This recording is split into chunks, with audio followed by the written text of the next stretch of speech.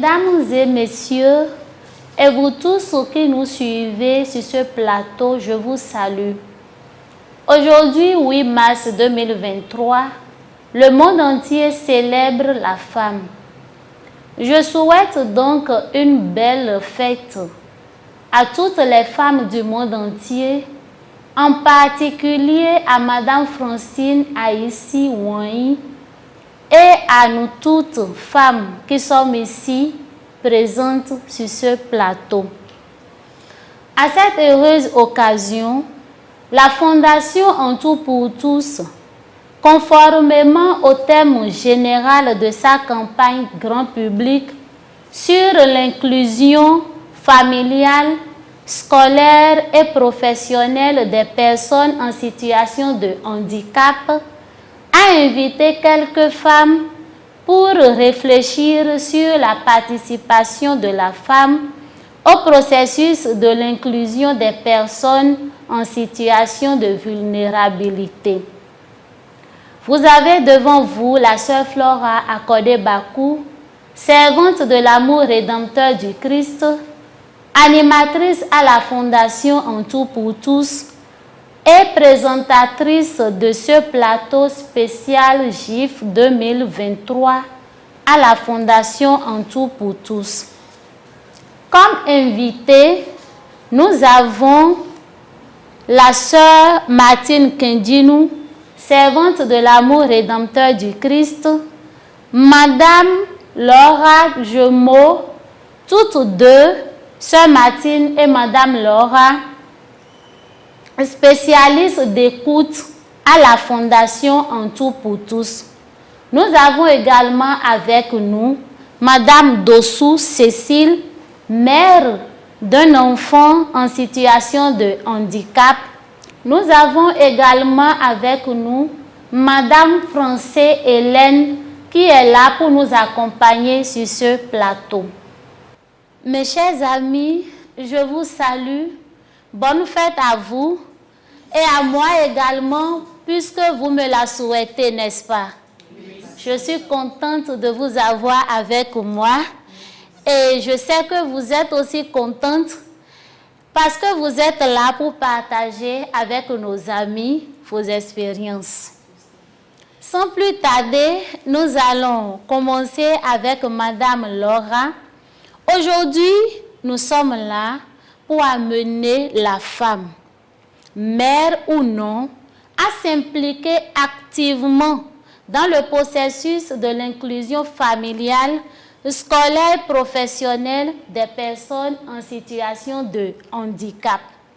Madame Laura, qu'est-ce qu'on peut comprendre par personne en situation de handicap?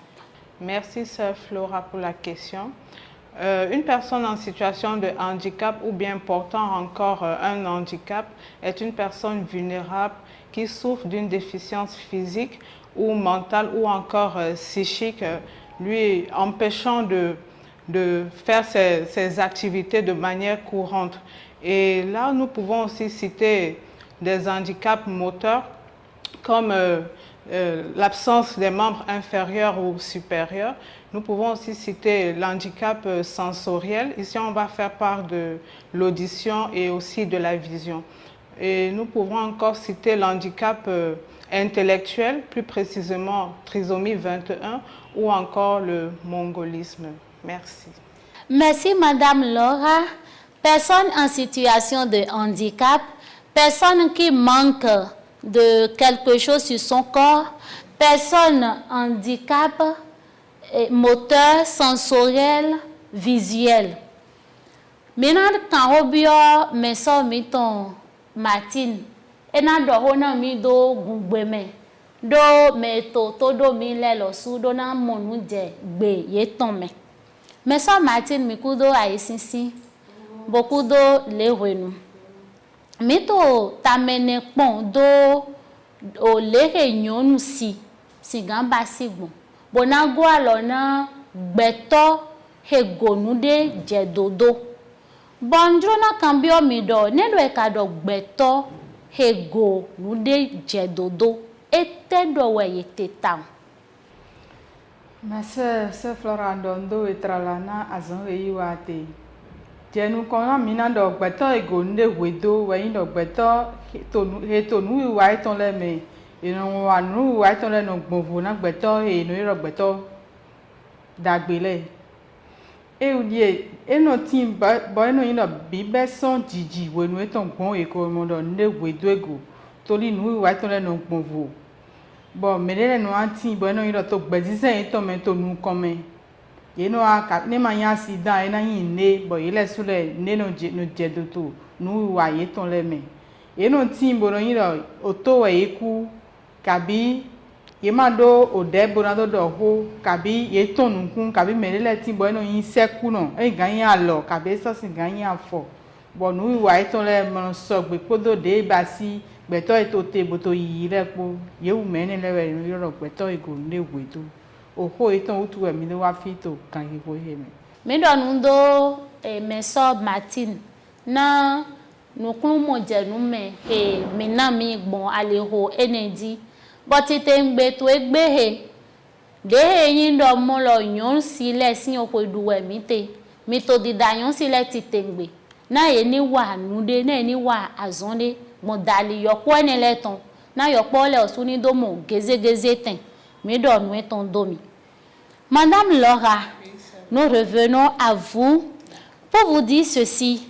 Si nous parlons de l'inclusion de cette catégorie, handicap moteur, sensoriel, visuel, de quoi parle-t-on concrètement?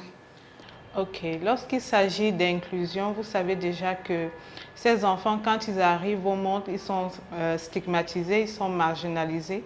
Donc, et parfois même le père de famille prend la fuite vu l'état de cet enfant. Donc, la tâche ici incombe à la maman déjà d'accepter cet enfant et de faire accepter cet enfant dans son environnement immédiat. Ce sont les frères et sœurs, les cousins, les cousines ou bien les voisins. Et aussi, elle doit faire en sorte que cet enfant puisse être scolarisé, qu'il puisse aller à l'école afin d'être plus épanoui avec d'autres enfants de son âge. Et aussi, pourquoi pas, au niveau professionnel, il y a des concours que l'État lance souvent chaque année, je pense. Et aussi, pourquoi pas aussi par des stages dans des structures privées ou encore s'auto-employer. Là, au moins, ils pourront mieux s'exercer et mieux valoriser ce qu'ils font. Merci. Merci, Madame Laura. Vous avez mis un accent particulier sur l'acceptation de ces enfants-là. C'est important. Et c'est après cela que tous les autres peuvent venir. L'insertion de ces enfants, la scolarisation, profession, tout ça là va venir après. Mais il faut nécessairement les accepter. Merci, Madame Laura. Merci, Sœur Martine. Me donna mi da yi do mo lo gbeto eyin me go ne je do te ni wo eyin me he singan iro do nukun tono ka bi me he si aformat gbeto egbe do hu do me de vo we na go alo ni do wa ni pepe to gbezan eton me bo divie me na kan bi o me do to aliho energy afodide tele wetin bo ye singan ba si do go alo na me enele ne do edo na go alo na e na we nu igbo na we singan igbo. Oh, mais ça Flora au joho a cambio mi. Ni minando alogogo na oviene le to aliho atonji. Jenu kon mina be son renu le me. Toli o renu le me viene jote. Boto minu moto renu le me we na viene le jo bo me ditore mo do vie he die bo nu le wedo ego. Baba singa ho ibojo ovira do na yalo. Bo ni yalo suma do accompagnement nando yi viene di ovira mono yinde to so dele no tin amamodo yesu yedo hodeme bonana ndudu yedi kani nkoton e makado na yin mo uwezo na yin lo ete to renu de me oviene lete yedo na yi yedi ovi di do eji di me epole nkoton bonanya do nune jawe wedo ego bo me pole do si alogome wo viene na wa nyende wo suna bonanyo do mi gbeto to me pole me bona zangbedi me pole Irona yino ovine lesson gbezisa irona to ede wele kponu. Iya dona yiye bona yiro nure wedwego. Bo manajo ede to na viene si onue wedwego bo gbe to ma wo susi gbe na maso na wa yin neto soba. Iya ni wenu e wo yi viene we firona modo emi ovina o ya emi ton bo ya lo na vu ovira osu na vu. To ali awe toji irona ze ye iran we home. Eno tin bo eno se melele lora ngai wi o me dide fi egbeto ero gbeto dagbele ena se viene le iflen we no e to mi mo agbe e to le na nu e wa yete eno na ye le sule apapade bo eno fondo ye de le ji e so tin ena se wi o me de le so tin azon we de le tin bo aholu ma do alo de me bo ye wule no yi viene le bo no toju ye bo no gwa lo na ye to nu wa e to le me bo eno zon bo vi lo le eno fondo ye de le go ye le suno yi gbe na onu egudo ye to gbezan bo yona mi igbeto inovie mi ton le borun zangbe do de na je nu atonto me we yin lo ite yo poni le hen ina wa zon we nu e wi o me ka e to wi o me yibo to kwegbe meji to re do na pon to alo nu e to le me ete we ma ye bo inu ba si ete yin won na nu ba si bo eni lo we ina nu te pon bo na go alo na ye dandan bo ina nu ba si to wi o me ni eze han wi o me si ede eze do e no pon ro o vi lo ne ka to nu agbon boto o meji topo metru po sin chechen irona to didona ede le gwele ponu de vilo to nu agbon po egbe podo azon mepo ene na zon virona modo ye ma jo mi do ye to titoju mi boto nukun pedo emi go bo wo suna do ndewiwa boto metru lo suna to mi modo o viene di e ma yin do polopo me po lepo o gan yi o de wo na do wazon ina gbon vo na gan yi egbe to emi no yoro egbe to dagbele na do wazon ina no go alo ni ni ete na medile ba ba gan hiwo ko wo sin kan ba gan hiwo awe when de medile to ko do ko ba to ho do ko me wo sin kan ba pe atan ko ye ni e mo yin to klare yi ni gbe gwa lo ni na wo su to so ni gbe yon de pe pe wa to mele me but when we e na klon we na ze do azon de me bo na klon no bo yon wa ka bi e wi o me bo te ko kaka bo yin ne e ma so do na jo edo we le ponu ye na to titoju ye na to godo ni na to bi basiro basi gbon fini e basi ye madona dafa doji irona gwa lo ne bona ne apapa to nu e basi lo me bo ena mo emi o sugbe de aforopo ni eje de foji ena so duro na de aforo dogo to ni le mi we na to yi kekakaka bo wo su na wa je de si e ma yin lo je de si ri gbeto emi no gbeto dagbere amo ena mo do e ma so yin lo iye to je na to friend dandan we ko no wa ne iye to je na gwa lo ne dandan we ko no wa ne nu e no iro o azon igbeto dagbera mina du nu eya mina la wo eya mina ifide mina wa de eya wo so hin ena no ba iperi bo ya lo na vo bo wo so na vo de gado na mi lori enyo mi do ndo meso Martin mi do he mi monukun je oho pataki enego ne do mo lo mi na ndo ho mi ton be nu titan wewe yin do ye ni yin wa na vie nele bo yi ye ta ile ofi boka gwa lo na eto nu wiwa yeton le pome ekpe yete won bo ti azon waji mi so do na to fun bo na to alogo na ye ina tena mi kaka dandan we kan yin do egbe he mi to yonu si lesin ohwedu bo azon te we yin yonu si ton yonu he yirodo yonu si gbeto he ye yirodo yonu si podo onu fenu he de me le popo azon te we wo singan yi wa to vie ne lesin gbeme eyin yonu si bo jivilo o eyin yonu si bo gonvie ne commando ete we singan ba si o ma se ndo mi kaka mi yin lo ni yon si to file o filo si ni no me eno mo vojan we bo yon si de yi jiro ton bo hun ho me ton bo ki alo yi nu de amodo lonu yi nu kan ni yon si le na do jiro o vie ne le si nu kan yi eto yon si le sin alo me pataki toli wende ayon si bo amovie ne to aliji eto yi de akpon de te de aton se ko ebo ne wan yin o ena zombo ena hun ko me do gowe ni viro ka hun ko me do gowe bo do ko na we bo ko ndo we amodo emi esu wa ne to gbezan to mega eni na zombo o vilo ena chite do de go e ma so si ayin do ko me bo na modo emi ma yin ne e ma ndo zere do me pole si nkaji ena modo mi esu yin gbeto bo ye yin wan na mi boro nemi nuesi hudo mi do la nyon si to flen edo wanyiyi esodo nue irun irodo home hunhun do mego awi ya do gbeto go Il y a des qui alors ils viennent tomber moi il est connu vira et moi tout home mais nous si là toi egbe nous est singamba sina vienne là ni moi to file po ino yin wana yi bono gwalo na ni te so ajobo e mo vira to alide ji bo to yiye manyo fide etro e na ze portable meton wona se gani e yo medite to le vlavo e na yiro bodo mi mo vi mi ton to fide mo ni e ma so yo medite le nga yiro poro pa me de se po e bo ina kro kabi e nga so yiro o fide e yo le gbe no plan viene le bono toju yete e na don se po me ni le bo ina i viro le wona gwalo na e ni yo si la te so plan je don ni ma no godo bro ni no te pon bono gwalo no viro na mo e mi sudo o medito bo o medito na hu e na do yin le to so azon yon si d'être pataki moyen si azon e si gan wa pour virer les pots. Et na mes sœurs Martine. Madame Laura, vous suivez avec nous et vous comprenez plus que nous.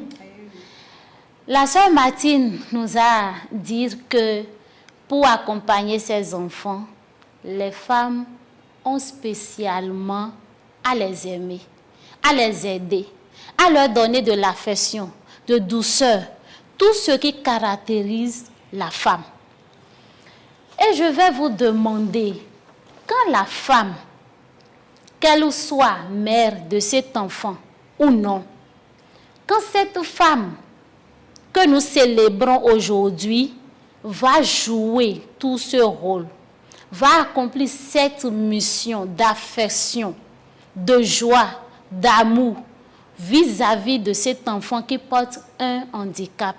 Quel serait l'impact sur cet enfant? Ok, merci Sœur Flora pour la question. Vous savez, une maman épanouie est égale à un enfant épanoui. Autrement dit, une femme épanouie est égale, une femme épanouie dont l'enfant porte un handicap, cet enfant d'office sera épanoui parce qu'il finira par développer ce qu'on appelle la confiance en soi. Il ne va plus se voir comme une personne différente, mais il saura que même s'il porte un handicap, il est une personne à part entière.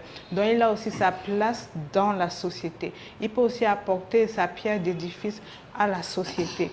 Donc lorsque l'enfant développe la confiance en soi, automatiquement, il deviendra autonome. Et cette femme-là pourra se féliciter d'avoir accompagné cet enfant jusqu'à son autonomisation.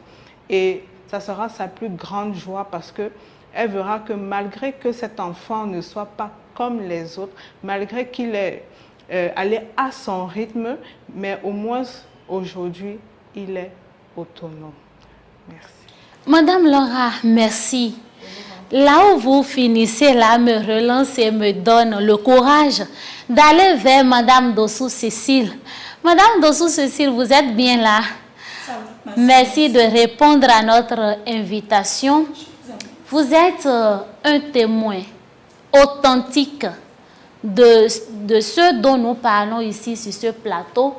Vous êtes non seulement femme, mais encore mère d'un enfant qui porte un handicap. Je voudrais déjà vous féliciter pour ce courage de venir à nous. Et je voudrais vous demander comment vous arrivez, ou bien comment vous êtes arrivé à accepter cet enfant, à l'accueillir chez vous, dans votre famille, comme enfant, et comment vous arrivez à l'accompagner pour qu'il soit épanoui tel qu'il est. Merci ma soeur. Merci de m'avoir invité sur ce plateau. En tant que femme, je souhaite une bonne fête à toutes les femmes du monde entier, en particulier à Madame Francine, la présidente de la Fondation En Tout pour Tous, et à toutes les femmes qui sont sur ce plateau. Naturellement, on ne choisit pas être mère d'un enfant en situation d'handicap. Quand ça vient, il faut prendre à tout cœur, avec joie et amour. Quand je dis avec joie et amour, ce n'est pas aussi facile. Ce n'est pas aussi facile, puisque tu ne sais pas l'enfant que le Seigneur te donnera. Voilà, l'enfant est né. Avec le temps, on sent que cet enfant n'est pas un enfant normal entre griffes comme tous les autres enfants. C'est à la mère de donner tout l'amour. Non, wanyini vito. Non, wenaze wanyini forote. Bon, mais les touelles. Il y a tout y wanu fieni on. Le mon vieux, boya, et n'a d'offier le tion, et de nous coumoya. Et n'a d'offier le tion, et de tonu sewea. Et n'a d'offier le tion, et de tenoué. Ton nom, et n'a bloudi do vie, et n'a bloudi, non, non, clair, do vie d'agbe, vie, l'oyi, bon. L'eau de filles, mon coton wa pesant, y est ton méon. Bon, y est mon cop de y kono, no filles, mon coton de famille, t'es mes points. Même kono koto et vie, n'y olé. Bon, le mi mon ouais, kono inde, beaucoup no bla ou nous mi. Dès qu'on bla mi, ben wa biok pesant, men nous mi on. On voulait boni bon.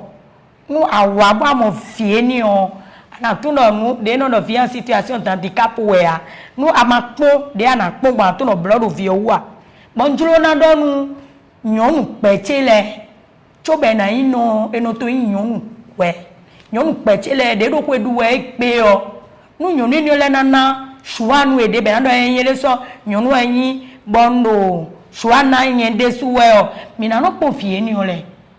Mina non pour fier ni ole kondo podoko. Fi mon coton, des doigts patchés. On doit un peu s'intéresser à eux. Mina non nous coupe fier ni ole. Ndewe do, ina non c'est fier ni ole. Et no eton, et non na compris pas non, a compris pas roe. A compris pas autant ouais. Ben non 20 000 donner que nous de l'aider. Ben mon fi mon coton là, il non rouillé.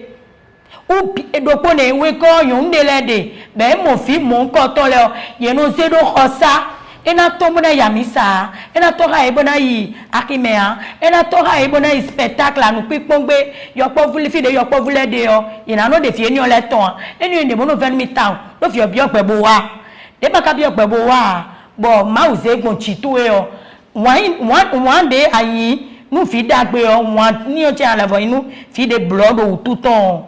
Ebe lopo do yengon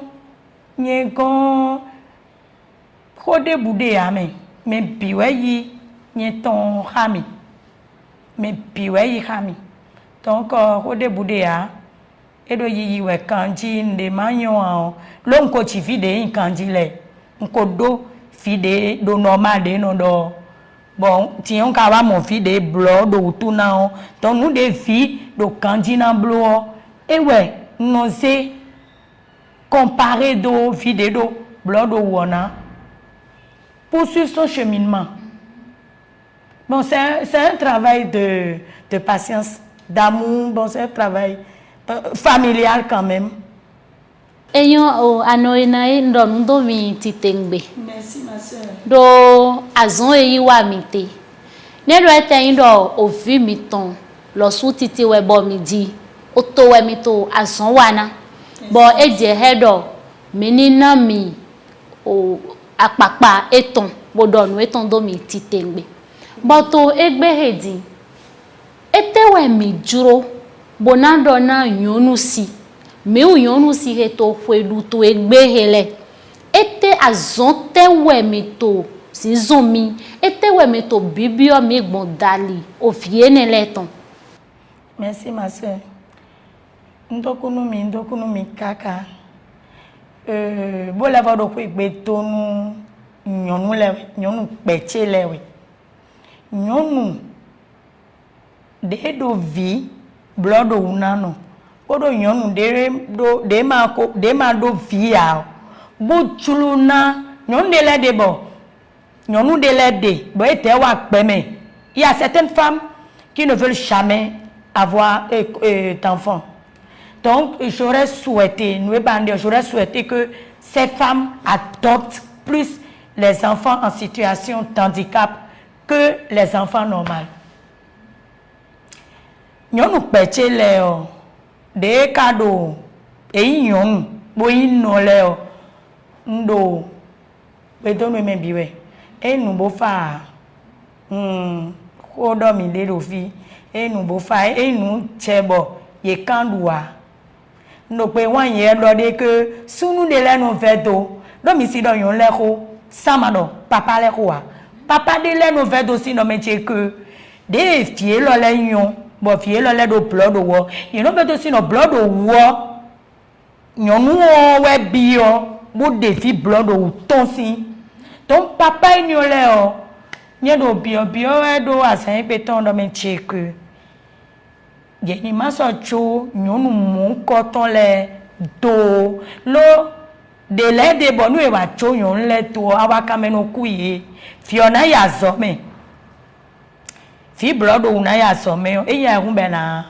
ai hu bo e do tita de kon we ya no we na do kwipe do e no ma do fi ne an e na do me boto de do fi ne me se ya de do fi ne be na pla fi ne ya so me yi podo wi wa po eni ole bi fi yo e ko yin tagba o si mi me yonu le de su o mi chite o mi na do mi do kwe na duwe o mi na blata mi na wale me munde yen do bi yo yon lewe do 8 mars 23 spécialement do asan egbeton 8 mars 23 o mi ni kwalo mi me yonu le o mi ni kwalo nu o vi blood o na no le nde bande le ni alogigo bien vrai que la femme elle a l'amour pour son enfant. Elle aime son enfant, elle fait tout, mais il faut qu'on l'accompagne financièrement. Puisque c'est quand le côté financier manque, c'est pas bon.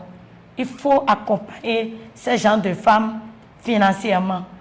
Ouais, il faut accompagner ces femmes mères d'enfants en situation d'handicap. Financièrement. Pourquoi je dis financièrement? Parce que le suivi médical de ces enfants coûte cher. Merci. À présent, nous nous tournons vers Madame Francais Hélène, qui est là également, qui nous a suivis et qui est une femme battante de la Fondation En Tout pour Tous.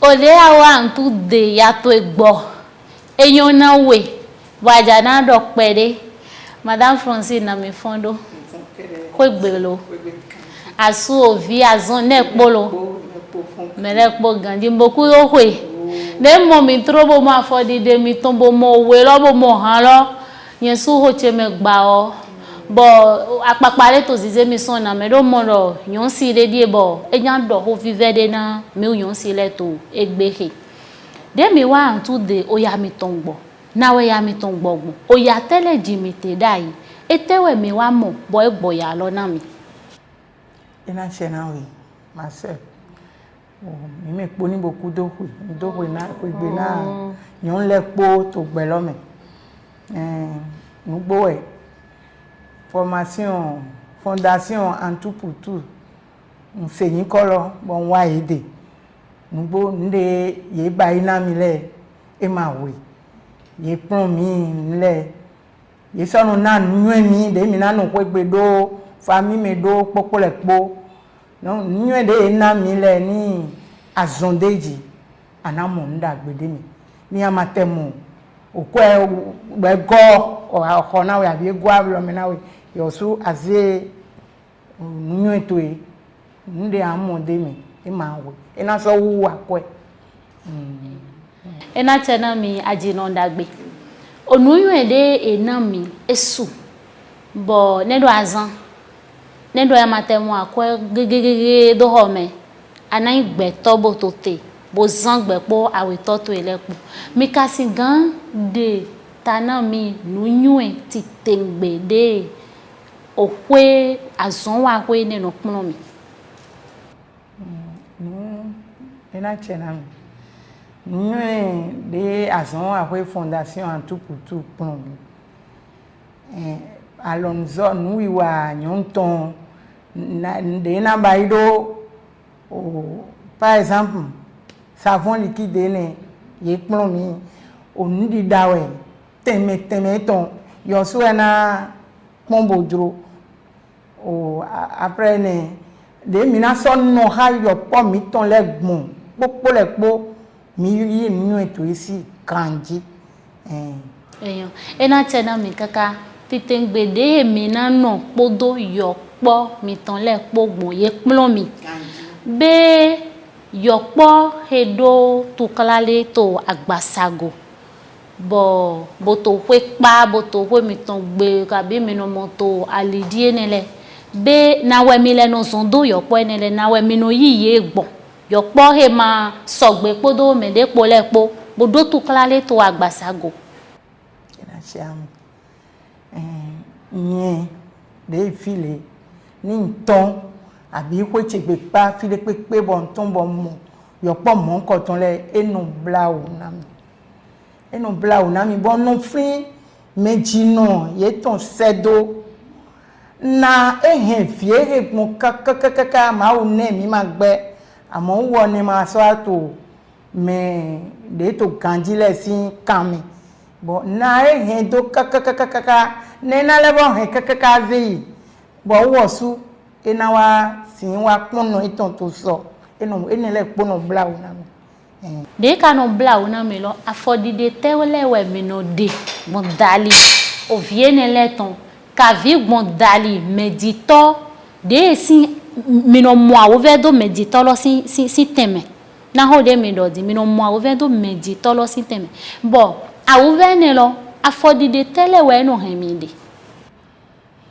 ena chena mi afodide lo esu nyedi ali ojiwe mo ete ya nde jaine mo anfe bozene do amudo le wo suna zena do tuklane anfe bozene ali o ejan dasa mo ya anote ateje fire pepe anote yen no kun keke mo ye mo no note bono levo blosinu me pole bo no note mi no jovi mo nko ton le me howe yo bi bo no yi jobo mi no dido mo do enele bi yo alogonu yewe onfini to kwechegbe pawe iye ton jan ton mo no do ni ze bo ave do demi do kwegbe enu no demi bo enu yi fi deje ewa esono aze ihwe ton mo nde pe ndande we no kan lo mele ton we ni ze jone donc mina to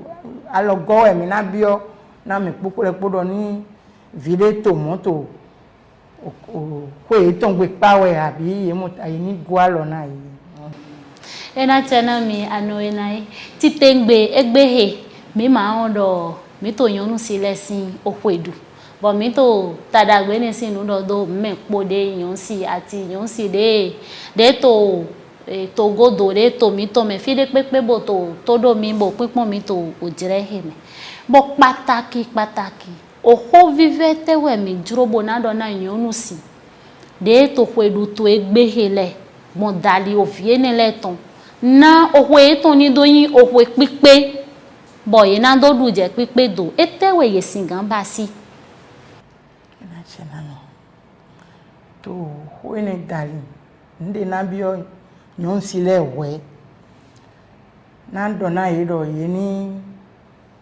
yi courage eton ni se na nde ye ni yi gbegbo yi boyo ma ude komo ena hen ha ye ni ma ji ye ni ma se ni ma na ye ni ze do khome blo ye ni ze wora bolo ye ni de ton egbedin ogbeloko hunukun na do nous qu'on ko tinto file po bon azome kwele alogona me ONG le yedo file bon azevi mon coton yi na gwalo na we bon vilo suna nyinde ni de na no ko me bo je na do nu le popo wa ni wo su hin ete inde ina wa de me bon yo su amu agbon odo wa ntu.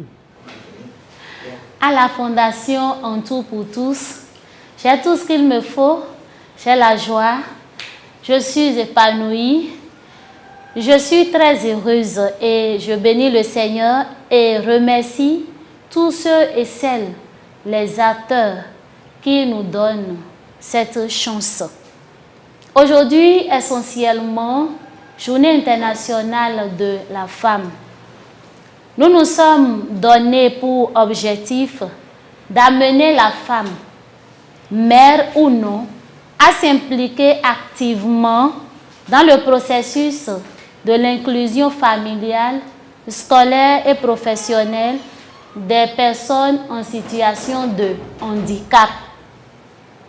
Avec nos mamans, la sœur, nous nous sommes donnés à partir d'aujourd'hui de prendre à cœur ces enfants quand ils sont nés dans notre famille ou bien à côté, de les prendre avec joie, avec amour, s'intéresser à eux avec patience, les adopter même comme enfants en situation de handicap, travailler à partager la paix et la joie des parents qui les gardent, contribuer d'une manière que nous voulons et surtout financière, parce que le suivi de ces enfants coûte cher. Merci aux partenaires de la Fondation et à tous ceux qui pensent accompagner la Fondation pour qu'elle puisse impacter plus de familles et offrir plus de bourses d'études aux enfants.